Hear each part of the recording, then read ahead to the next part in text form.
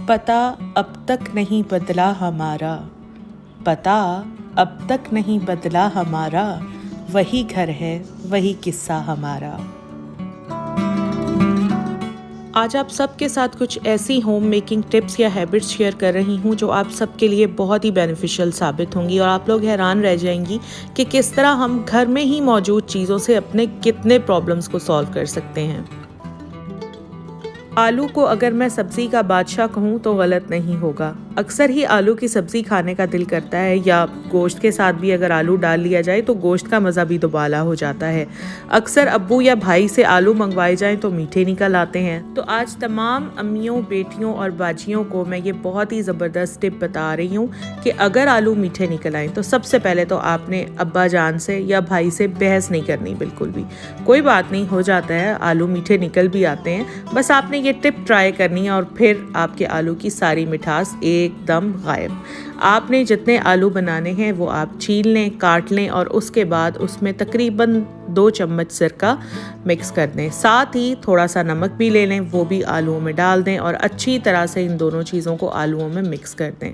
Mix करने के बाद आलूओं को 40 मिनट के लिए एक साइड पर रख दें। पूरे 40 मिनट के बाद आलूओं को अच्छी तरह पानी से वॉश कर लें ताकि सारा सिरका और नमक अच्छी तरह से निकल जाए।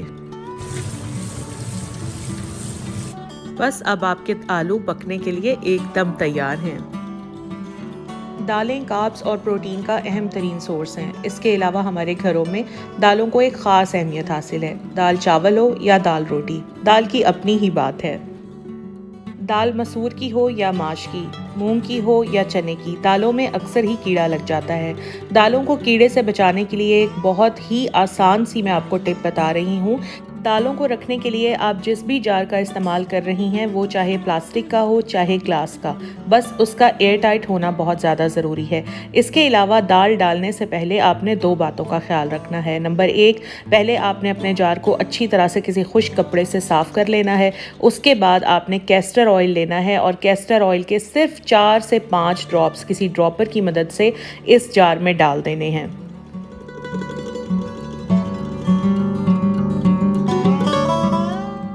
ड्रॉप्स डालने के फ़ौरन बाद आपने अपनी सारी दाल इसमें डाल देनी है। ढक्कन को अच्छी तरह से बंद कर देना है। गारंटी है कि आपकी दालों को कभी कीड़ा नहीं लगेगा। Smoking is injurious to health, लेकिन इसके बावजूद हर दूसरे तीसरे घर में स्मोकिंग करने वाले हजरात नज़र आ ही जाते हैं। वो घर के एक कोने में बैठकर स्मोकिंग करते हैं, लेकिन स्मोकिंग की स्मेल पूरे घर में फैल जाती है। इस चीज़ को अवॉइड करने के लिए एक बहुत आसान सी टिप मैं आपको बता रही हूँ। आपने सिर्फ करना ये है कि बेकिंग पाउडर, जो कि हर घर में ईजिली अवेलेबल होता है, 1 टीस्पून बेकिंग पाउडर लेकर एश ट्रे के अंदर स्प्रेड कर देना है, बिल्कुल इस तरह जिस तरह मैं स्प्रेड कर रही हूँ। और बस अब ये एश ट्रे आपने रख देनी है स्मोकिंग वाले हजरात के सामने। यकीन करें कि जब वो स्मोकिंग करेंगे तो उस स्मोकिंग की स्मेल जो है सिर्फ उसी कॉर्नर में रहेगी, पूरे घर में स्प्रेड नहीं होगी और घर वाले भी स्मोकिंग से डिस्टर्ब नहीं होंगे।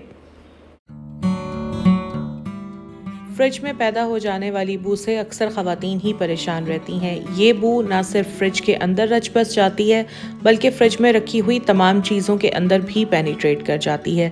मैंने भी इस चीज़ से काफ़ी सफ़र किया है, काफ़ी टोटके ट्राई किए, लेकिन जो टोटका सच में आजमूदा साबित हुआ वही मैं आपके साथ आज शेयर कर रही हूँ। देखें, सबसे पहले तो अपने फ्रिज को साफ़ सुथरा रखें। अगर फ्रिज के अंदर दूध, जूस या सालन गिर गया है, फ़ौरन से पहले उसको साफ़ कर लिया करें। इसके अलावा अगर आप फ्रिज में फ्रूट रखती हैं या वेजिटेबल रखती हैं तो हमेशा उसको फ्रिज की फ्रूट या वेजिटेबल बास्केट में रखें और कवर करके रखें। इसके अलावा दूध आप रखती हैं या कोई भी सालन आप रखती हैं, उसको भी हमेशा कवर करके रखें। साथ में आपने करना ये है कि सिंपल सा एक कोयला ले लेना है, ना ही उसको जलाना है ना ही कुछ और करना है, सिर्फ सिंपल सा कोयला लेना है और फ्रिज के सबसे ऊपर वाले खाने में इस तरह से रख देना है। बस चारकोल या कोयले के ओपन पोर्स स्मेलिंग पार्टिकल्स को ट्रैप कर लेते हैं और कोयले में मौजूद कार्बन आपके पूरे फ्रिज को डीऑडराइज कर देती है। रेफ्रिजरेटर की बैड ओडर को दूर भगाने के लिए बहुत ही अमेजिंग टिप है, ये ज़रूर ट्राई कीजिएगा। आटे में सुरसुरी का लग जाना एक आम सी बात है। आटा आप किसी भी तरह के कंटेनर में रखें, उस कंटेनर का ड्राई होना, उसको ड्राई जगह पर रखना और उसका एयर टाइट होना बहुत ज़रूरी है। जब भी आप नया थैला डालने लगें तो उससे पहले अपने कंटेनर को अच्छी तरह साफ़ कर लें और साफ़ करने के बाद 5 से 6 तेज़पात अपने कंटेनर में डाल दें। अक्सर ऐसा होता है कि जब भी हम आटे के थैले लेकर आते हैं तो उन थैलों में पहले से ही सुरसुरी मौजूद होती है। आटा ख़रीदते वक्त इस बात का ख्याल ज़रूर रखा करें कि आटा हमेशा ऐसी जगह से बाय किया करें जहां से हमेशा आटे का फ्रेश स्टॉक मिलता हो। पुराने स्टॉक से अगर आप आटा लेंगे तो उसमें अक्सर सुरसुरियाँ होती ही हैं और फिर यही सुरसुरियाँ जब आपके घर में आती हैं तो आपके कंटेनर में मज़ीद बच्चे देना शुरू कर देती हैं। ये तेज़पात आपके आटे में मौजूद सुरसुरी को ख़त्म करेगा और आपके आटे में मज़ीद सुरसुरी भी पैदा नहीं होगी। सैलेड के अंदर अगर खीरा ना हो तो सैलेड बेरौनक सा लगता है। विटामिन सी, विटामिन के, मैग्नीशियम, पोटेशियम और मैंगनीज से भरपूर ये खीरा अपने अंदर बहुत ही अफादियत लिए हुए है। लेकिन हाँ, जब भी हम खीरा काटते हैं तो खीरे के छिलकों को हम बहुत बेदर्दी से डिस्कार्ड कर देते हैं। लेकिन आज मैं आपको बताऊंगी कि जहाँ खीरा हमारी सेहत के लिए इतना ज़्यादा अहम है, वहाँ इसके छिलके भी किसी अहमियत से कम नहीं हैं। हमारे किचन के डस्टबिन्स कॉकरोचेस की फेवरेट जगह हैं क्योंकि उन्हें वहाँ से खाने पीने के लिए बहुत कुछ मिल जाता है। जैसे ही रात को हमारे किचन की लाइट्स ऑफ होती हैं तो कॉकरोचेस हमारे डस्टबिन्स में, हमारे सिंक में जंप करते हैं और खाने पीने की चीज़ें तलाश करते हैं और ये इतना इरिटेटिंग हो जाता है हमारे लिए। इसके लिए मैं आपको बहुत आसान से टिप बता रही हूँ कि जब भी आप खीरे काटें उनके छिलकों को मत फेंकें, एक साइड पर रख लें और रात को जब आप सारा किचन समेट लें लाइट ऑफ करने से पहले आपने अपने फ्लोर वेस्ट्स पर, इसके अलावा सिंक्स में या फिर किचन के डस्टबिन्स में या जहाँ जहाँ से आपको शक होता है कि कॉकरोचेस बाहर निकल आते हैं वहाँ ये खीरे के छिलके आपने इस तरह से रख देने हैं। यकीन करें कि आपके किचन में कॉकरोचेस या लाल बेग बिल्कुल नहीं आएंगे। छुरियां हम घर में इस्तेमाल तो करते रहते हैं लेकिन मुसलसल इस्तेमाल की वजह से छुरियों की तेज़ धार ख़त्म हो जाती है और किसी के पास इतना टाइम नहीं होता कि बाज़ार लेकर जाएं और छुरियों को तेज़ करवाएं। इसके लिए बहुत आसान सा तरीका बता रही हूँ। इस तरीके को फॉलो करते हुए घर की तमाम ख़वातीन अब आराम से अपनी छुरियाँ तेज़ कर लेंगी। भाई की या बाबा की या शौहर की मिन्नत नहीं करनी पड़ेगी। आपने करना यह है, बस चाय वाला कप लेना है और उसकी बैक साइड पर अपनी छुरी को अलट पलट करके 3 से 4 मिनट तक इस तरह रगड़ना है। एक एक करके अपनी सारी छुरियां इस तरह से आप तेज़ कर सकती हैं और क्या तेज़ धार बनेगी छुरी की वो मैं आपको अभी दिखाती हूँ।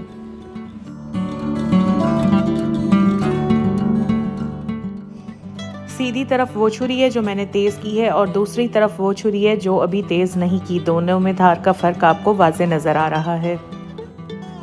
आज की सबसे लास्ट लेकिन सबसे इम्पॉर्टेंट टिप, और मेरे हिसाब से ये टिप हर औरत को फॉलो करनी चाहिए। देखें, डेली बेसिस पर हमारे टॉयलेट्स तो क्लीन होते ही हैं।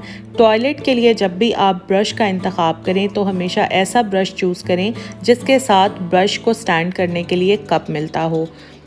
सेकेंडली, जब भी आप अपना टॉयलेट क्लीन करें, क्लीन करने के बाद अपने ब्रश को भी ज़रूर क्लीन कर लिया करें और उसके बाद यहाँ पर थोड़ी देर के लिए अपने ब्रश को हैंग कर दिया करें ताकि आपके ब्रश में से पानी अच्छी तरह निकल जाए और आपका ब्रश ड्राई हो जाए। इतने इस ब्रश में से पानी निकलेगा, इतने आप अपने वॉशरूम का फ्लोर साफ़ कर लें और फ्लोर साफ़ करने के बाद आप इस ब्रश को यहाँ से निकालें और जिस कप में आपने इसको स्टैंड करना है उस कप में मौजूद पानी को भी टॉयलेट में गिरा दें और अब साफ़ सुथरे कप के अंदर अपने ब्रश को खड़ा करें।